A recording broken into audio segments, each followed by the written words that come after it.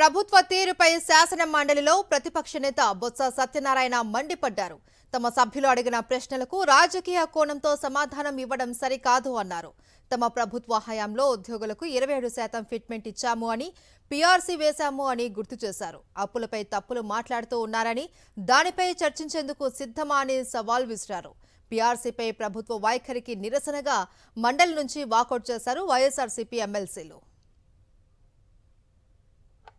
మంత్రిగా కొత్త అయినప్పటికీ కూడా ఆయన సుదీర్ఘకాలం అనుభవం ఉన్న వ్యక్తి అధ్యక్ష.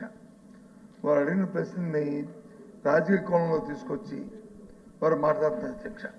ప్రజలు ఎందుకు వేశారు ఓటు, ఎందుకు గెలిపించారు, ఇటు ఎందుకు పెట్టారు, అటు ఎందుకు పెట్టారు అనేది త్వరలో తెలుస్తుంది అధ్యక్ష.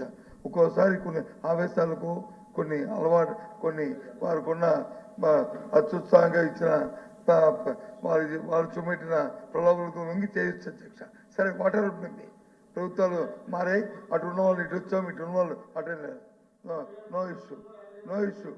అదే చెప్పాను, అదే ఏదో జరుగుతుందో 2 రోజులు పోతే తెలుస్తుంది, అది నో ఇష్యూ. ఇప్పుడు డిస్కషన్ కానీ గత ప్రభుత్వాలు చేసిన విషయాల గురించి మాట్లాడేసి, అందుకే ఒక్క విషయాన్ని తన ద్వారా మంత్రి గారిని అడగదలుచుకున్నాం అధ్యక్ష. అంతకుముందు ఉన్న ప్రభుత్వంలో మేము 27% ఫిట్మెంట్ ఇచ్చాము. పీఆర్సీ వచ్చి గత ప్రభుత్వంలో వేసింది. ఈ ప్రభుత్వంలో మీరు ఏమైనా పీఆర్సీని వచ్చి ఇమ్మీడియట్ వేస్తారా, ఫిట్మెంట్ ఏమైనా ఇవ్వదలుచుకున్నారా, ఆలోచన ఉన్నదా లేదా? సూటుగా అడుగుతున్నాను, సూటుగా చెప్పలేదు అధ్యక్ష. ఇక పోతే అప్పులు ఎంత ఉన్నాయి, ఇది కంటిన్యూ ప్రాసెస్ అధ్యక్ష. లేదు డిబేట్ పెడదామంటే ఇంకా రేపు లేదా ఒక రోజు పొడిగించండి అధ్యక్ష. బీఎస్సీలను పెట్టుకుని మళ్ళీ ఫైనాన్షియల్ స్టేటస్ మీద మనం చర్చించుకుందాం అధ్యక్ష.